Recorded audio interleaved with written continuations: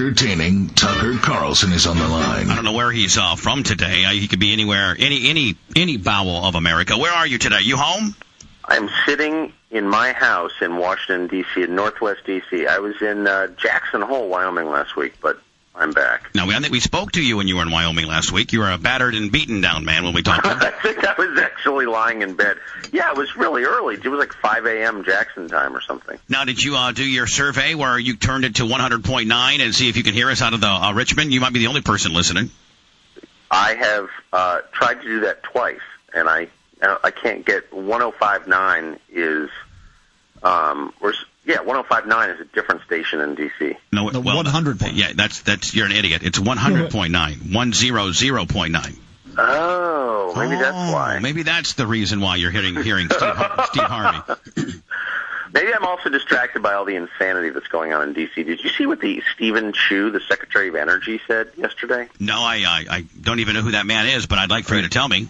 Well, you're about to find out because he's going to influence your life in ways you haven't thought of. He's the Secretary of Energy, Stephen Chu. Right. Is he C-H-U, yes. And is he a Vietnamese, Philippine, Chinese? Is he a I don't know. He's American. I don't know what where his ancestors came from, but I assume somewhere in Asia. But he said that climate change is something that everybody's going to have to do their share to prevent. But the American people don't understand it because they're too stupid. I'm quoting now. The American public, just like your teenage kids, aren't acting in a way they should act. The American public has to really understand in their core how important this issue is. What a patronizing.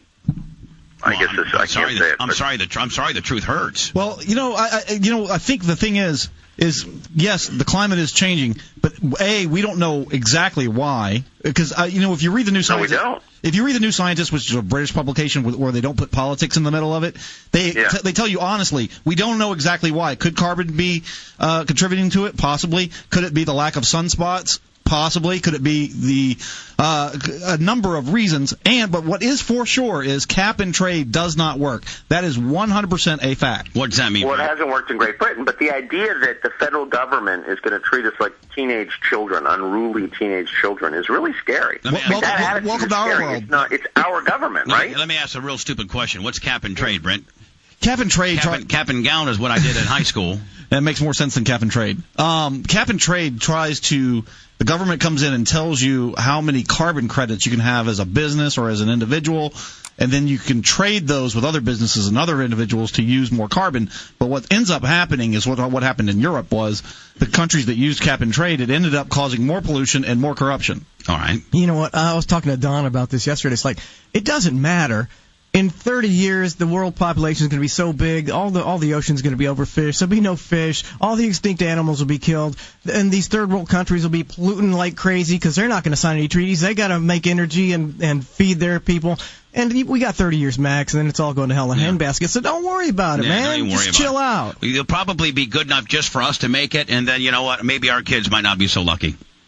Yeah, but look, like everything in life, it's a trade-off. Nothing is straightforward or simple. So if we take steps that we think or some people think might lower the temperature, might reduce climate change, slow it down, that means that more people are going to be poor. There's just no question about it because energy is the reason we have progress. So the more poor people there are, the more children die of disease in their first year of life, and the more people who die of starvation, and the more people who die of cold and heat. It's you know what I mean? So it's like there's a human cost to this. Sure, and that's what we need in this world: more dead people. And there's also there's also unintended consequences that we don't even know when you pass legislation like that.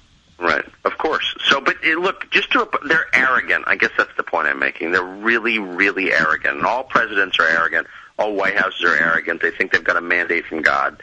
But this one, more than most, I'm telling you, they're from the top down. They think they know better than you. Well, welcome to our world because we dealt with that for 8 years, getting fined $755,000 by the FCC. But at the end of the day, they might know better than us because all the other administrations have messed it up so bad. Somebody's going to come in and grab the bull by the horns and try to make some kind of change because we're so messed up now. Tucker, please. The question is, do they know better? I agree with you. There's a lot wrong with the country, and it's clear we've been moving in the wrong direction. But to these people who give every indication they have no clue what they're doing, do they have a better plan than you have for your kids? I don't think so. Probably not, but I mean, if they knew better, they'd be getting us out of Afghanistan. Yeah, that would be number one. Yeah, but see, I don't think Tucker necessarily agrees with that. Do you, Tucker?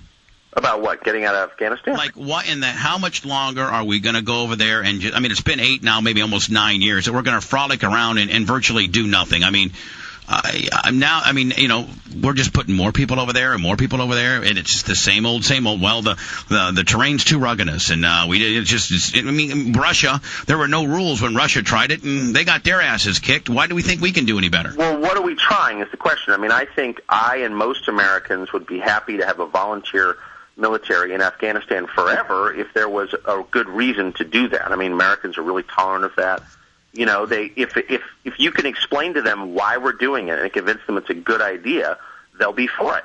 I think the military included, but I don't understand what the idea is. I don't understand what our mission there is. So I'm not against all wars, but I don't understand what the point. What is the point of this one? Does anybody know? No one knows. Tell us. I mean, really, at the end of the day, I guess we had some kind of half-assed mission in Iraq, and that was Operation Iraqi Freedom, to free them from whatever. So whether that worked or not, I guess, is yet to be determined. But the bottom line is, what are we?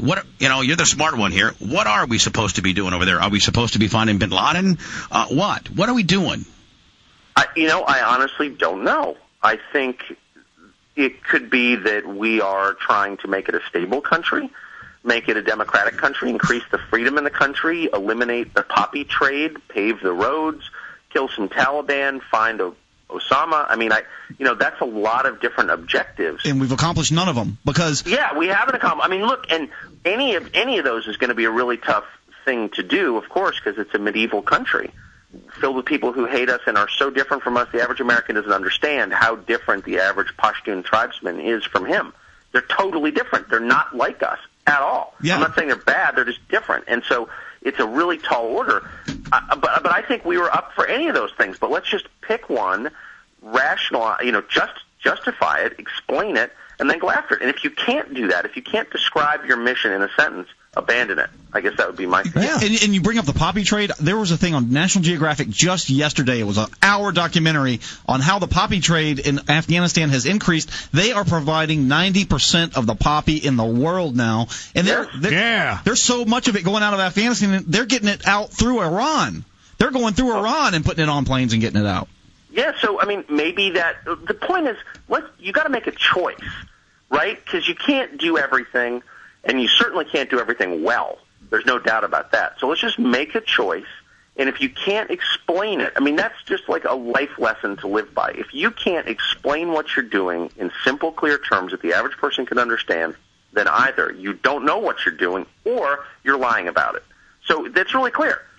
It's time to cut the losses and get out. How is the military-industrial complex going to make any money if we don't fight useless wars, Tucker? I don't understand your logic. Well, I live in a town that is heavily supported by the military-industrial complex, and so this is a question that has a direct bearing on the real estate prices in my neighborhood. I'm all for the military-industrial complex. I just think there are a lot of wars to fight. Don't fight stupid ones stupidly.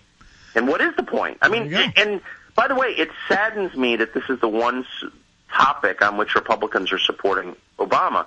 It's like a reflex. It's like Republicans are for wars, Democrats are against wars. I know it's silly, and you know what? I went back and reread your column about abortion, and it's so true because you line up either pro-life or pro-choice, pro-war or anti-war, and life just isn't that cut and dry. It's really not. I mean, it's not. It's certainly not on the question of war because it's such a complex thing. And again, I'm hardly anti-war, anti-killing in all cases. I mean, violence, unfortunately, is necessary sometimes. It's just, it has, as you point out, all these unintended consequences. Wars change countries. Both the countries who win and the countries who lose are changed forever. So enter into it wisely with very clear objectives. I mean, this is like Life 101, pretty basic.